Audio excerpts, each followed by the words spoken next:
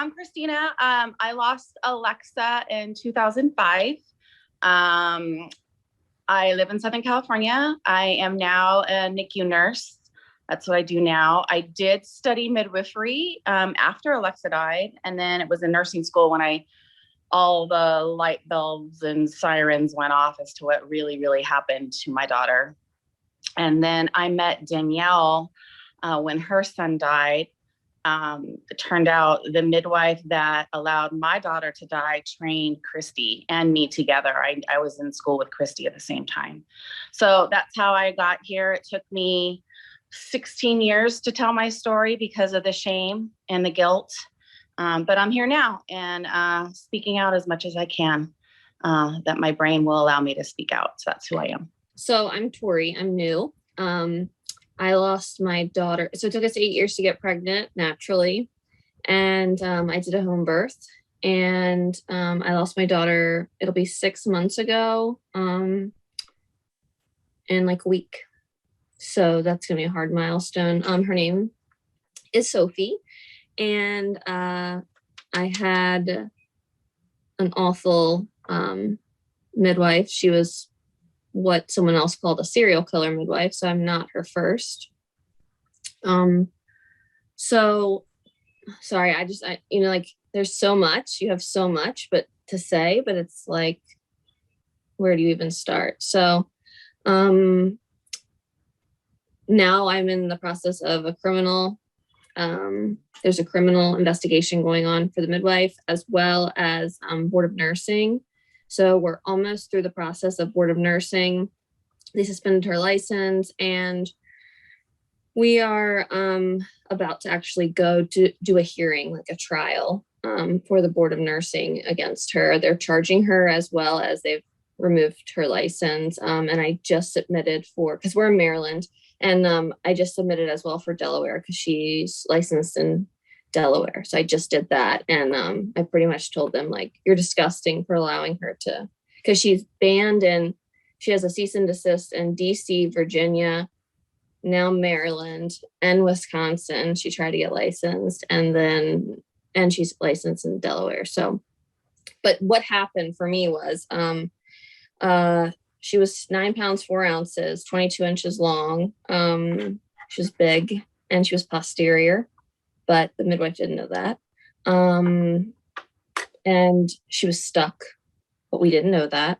I pushed for 5 hours and I got a 2nd-degree tear. She didn't stitch me up. And when I was, actually Sophie died like 2 hours before I gave birth to her. That's what the doctors say by seeing like the pooling and of the blood and things like that. So Karen's like, that's the midwife. She's like, I have no clue what happened. And she's just one of those like super backwoods. And in the beginning, that's what I was looking for. I was looking for someone who was natural and wanted that vibe. Like I wanted that vibe and, but it's too far. And she works a lot with the Amish.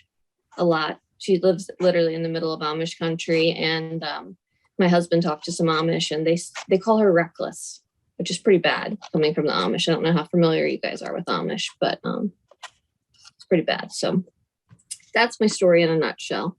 Liz, I lost my daughter Aquila in 2009, very end of December, at a home birth, and it was my 3rd home birth, 4th birth.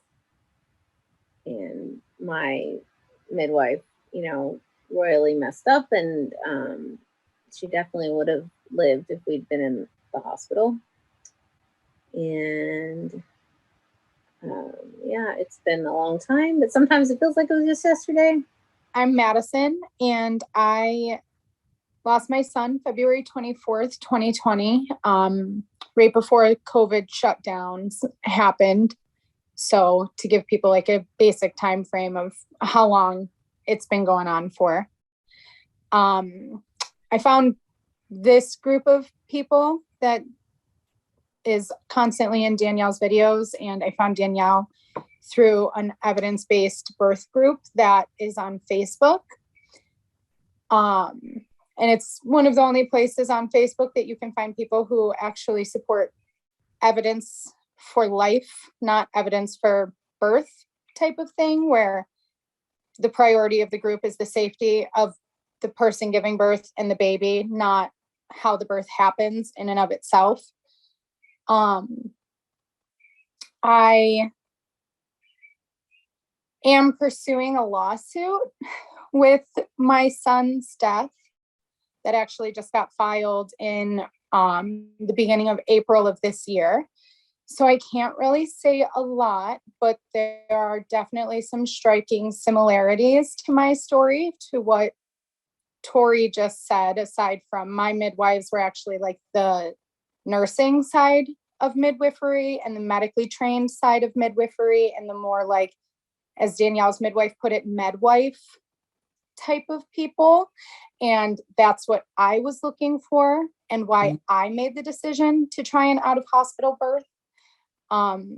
So I think that's a really interesting juxtaposition to show that, like, you can go all across the spectrum of midwifery, and there's really no differences between the atrocities that are happening to parents and babies with out of hospital birth right now. But I'm glad to be here, because I think everyone in this video chat can agree that this is the only legacy our babies get to leave behind. They're never going to have careers. They'll never be doctors. They'll never be firefighters. They'll never be able to change the world unless we tell their stories. So I think that's why we're all here. Mary Beth was my second home birth. And yeah, Brenda just seriously screwed up. It's been it'll be 14 years here in a couple weeks. When I came into this in 2014, after losing Gavin, I bumped into the whole community, whole world, because of like Dr. Amy and all these other people that were like outspoken about home birth and out of hospital birth. So I met Bambi, and then I met Liz, who had spoken out about it, but I never heard about it. I didn't hear anything about their babies. Like, there was nothing. Like, when you look anything up, you can't find nothing. We're so far hidden in the search field of, even now there's like ads of midwives everywhere, even when you're trying to search anything.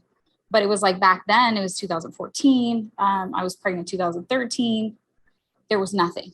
The only things you've seen were the pictures of beautiful births and the water births and how amazing it is. And it's the best experience you're ever going to have. And fathers saying how bonded they are for catching their babies. And that was it. And and then around that time, with all the stuff that happened with my midwife, I started speaking out because she was lying so badly about what happened.